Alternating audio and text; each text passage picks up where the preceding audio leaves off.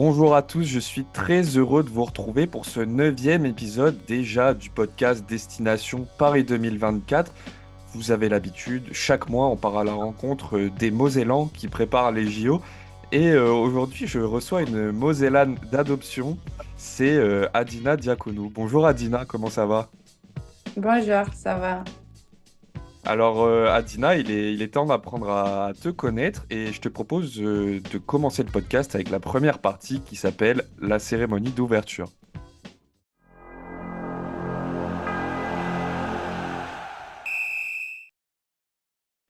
Alors pour commencer, est-ce que tu peux te présenter en quelques mots?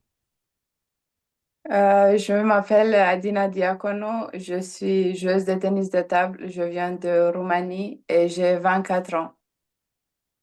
Adina, comment une jeune fille de Roumanie se retrouve, il me semble que tu es arrivée à 19 ans à Metz, comment on se retrouve à 19 ans à Metz pour jouer au ping?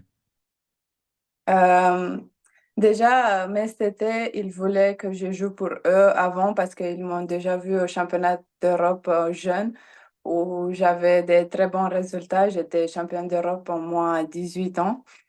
Mais la règle de la Fédé me permet pas de jouer à l'extérieur de Roumanie.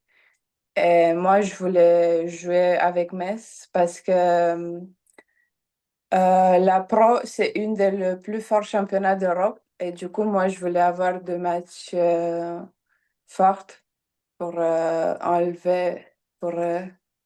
Élever ton niveau. Oui. Et raconte-nous un petit peu l'histoire, comment tu as choisi le ping, comment est née cette passion chez toi? Je commençais le ping quand j'avais 5 ans et demi. Je commençais à Slatina, en Roumanie. Il y avait une salle de ping juste à côté de chez moi. Ma mère, elle était prof de sport et du coup, elle voulait que je fasse forcément un sport.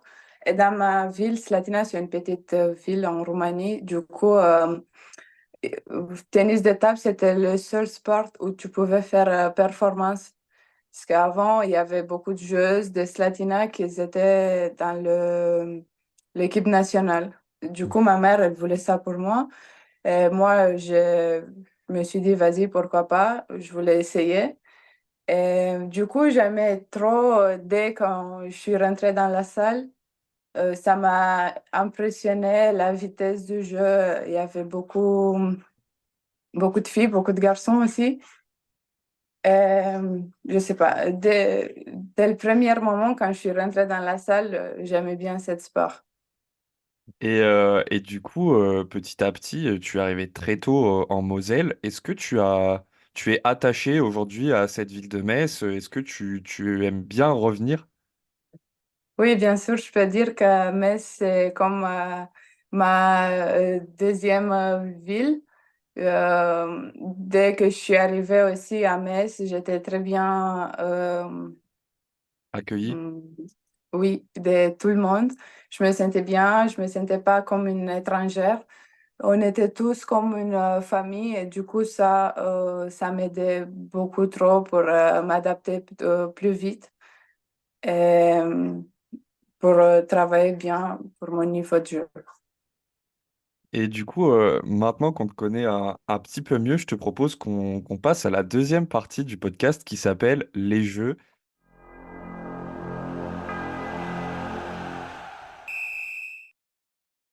Et on va un peu se familiariser avec ton sport parce que c'est vrai que le ping, on en entend tous parler, surtout en ce moment en France, puisqu'il y a les frères Lebrun qui mettent un très gros coup de projecteur sur le sport. Mais le sping, c'est aussi un sport où il faut beaucoup voyager, et notamment en Asie. Et comment toi, tu arrives à gérer tous ces voyages et à te reposer suffisamment, à faire des allers-retours à Metz pour jouer? Comment ça se passe? Oui, c'est vrai, cette année, c'était une année très spéciale avec les JO. On avait beaucoup trop de compètes. Il y avait la Pro aussi, il y avait Ligue des Champions. Et du coup, c'était tellement dur pour moi pour bien gérer tout ça. Mais finalement, on a fini. Je ne sais pas comment, mais on a fini le championnat. Euh, euh, C'était quoi la question? Tu dis, ouais, c'est comment tu fais pour encaisser tous ces voyages? Comment ça se Oui, passe? exact. Là, on avait beaucoup de compètes aussi en Asie. Du coup, c'est trop chiant de voyager en Mm, Asie. Après, tu reviens en Europe. Il y a le décalage horaire aussi. Mais il faut bien te reposer quand tu as un, 2 jours entre les matchs. Et voilà, c'est ça. Parce que moi, même moi, comme exemple, là, en demi-finale de championnat, je suis arrivée de Macao samedi.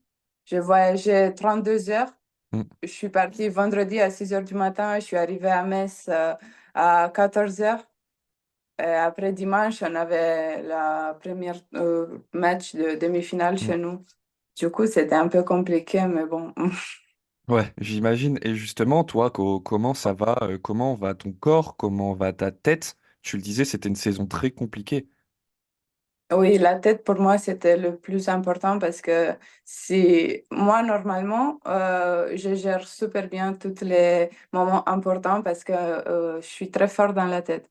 Mais là, début de mois, il y avait une petite blessure qui est arrivée après très longtemps à mon dos. Et du Mhm, coup, c'était un signe de mon corps que je faisais un peu trop. Mais je suis contente parce que ça a parti très vite. Et j'avais une semaine de récupération et après, là, mon dos, il va bien. mhm. Mais sinon, j'essaie de me récupérer aussi, de faire physio et tout ça. Et quel bilan tu fais de ta saison avec le Metz TT? Est-ce que tu es quand même satisfaite parce que tu le disais, c'était très particulier avec les jeux de gérer tout ça. Comment tu ressens les choses? Moi, je pense que c'était une saison correcte. On a très bien commencé. Mais après, je pense avec la fatigue, avec tout ça, je pense qu'on pouvait faire mieux. Mais on a fait quand même une demi-finale en championnat et quart de finale en Ligue des Champions. Je peux pas dire que c'est mauvaise, mais bien sûr, toujours on peut faire mieux. Mhm. Euh, mais avec toutes les compétitions et tout, moi, en gros, je suis satisfaite. Et qu'est-ce qui vous a manqué peut-être au niveau de l'équipe de Metz TT pour faire mieux cette année? Je pense un peu plus de temps ensemble parce qu'on était tous voyagés Mhm, et on n'était pas beaucoup à Metz parce que le temps il ne nous permettait pas. Euh, Moi, je pense que c'est ça. Et aussi un peu plus d'entraînement parce que nous, là, on part d'une compète dans un autre. Et du coup, on n'avait pas beaucoup de temps pour s'entraîner. Et c'est intéressant ce que tu dis, tu vas d'une compète à une autre. Est-ce que tu as le temps pour prendre du recul sur ton jeu, pour l'analyser? Est-ce que tu as suffisamment de temps parce que tu manques peut-être d'entraînement? Oui, je manque d'entraînement.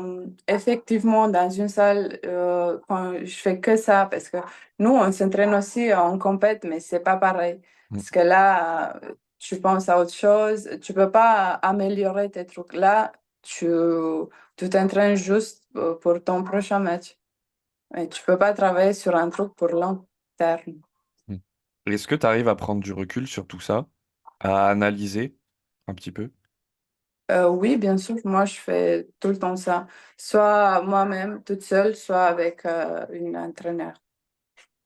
Et pour revenir un peu au sujet de ce podcast, il y a quand même les JO qui arrivent. Et explique-nous un petit peu comment on se qualifie aux Jeux Olympiques en ping. Aux Jeux olympiques, il y a deux critères de se qualifier.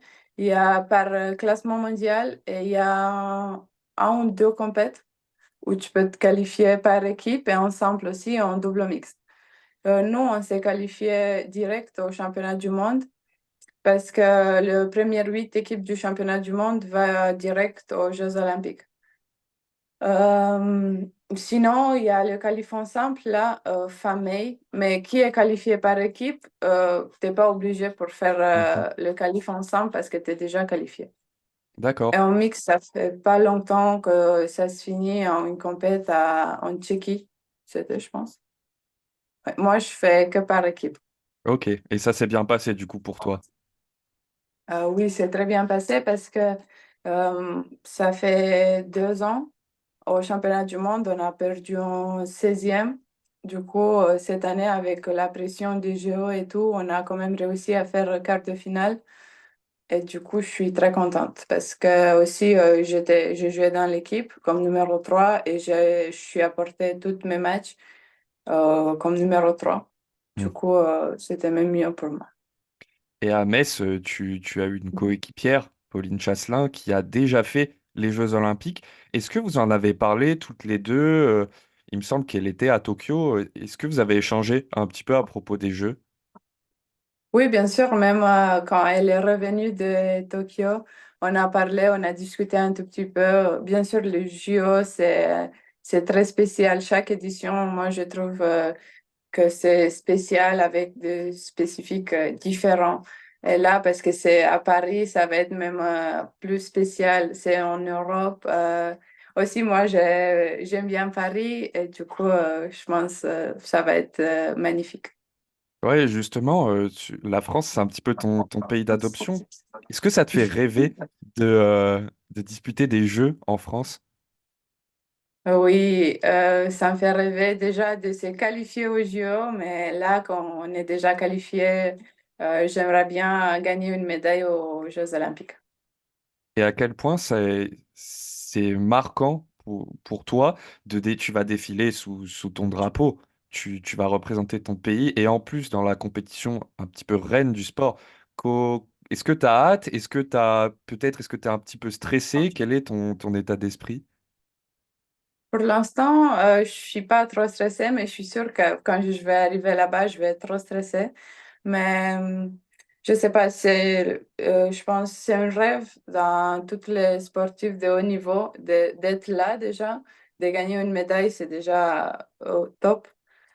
Euh, je vais essayer de gérer au mieux possible tout ça, parce que bien sûr que peut-être que je peux me perdre un peu là-bas pour voir tous les athlètes, tous les sports ensemble. Mais moi, je suis sûre que je vais bien gérer tout ça, toute la pression et tout. Et justement, tu parles de pression. Comment tu vas préparer ces jeux? Est-ce que tu vas te poser un peu après les compétitions qui arrivent? Comment tu vas préparer ce mois de juillet? Oui, bien sûr, là, on a fini le championnat, du coup, ça nous reste que quelques compétitions avec WTT. Mhm. Là, j'ai un peu plus de temps pour m'entraîner. En mois de mai, juin, juillet, on n'a pas beaucoup de compètes. Du coup, bien sûr que je vais m'entraîner euh, beaucoup, mais aussi je vais avoir des périodes de récupération et de physio. Et du coup, je pose la question à Paris, quelles sont tes ambitions? Tu vises une médaille, qu'est-ce que tu attends de ces Jeux? Oui, bien sûr, c'est mon rêve depuis je suis commencé le ping. De gagner une médaille aux Jeux Olympiques.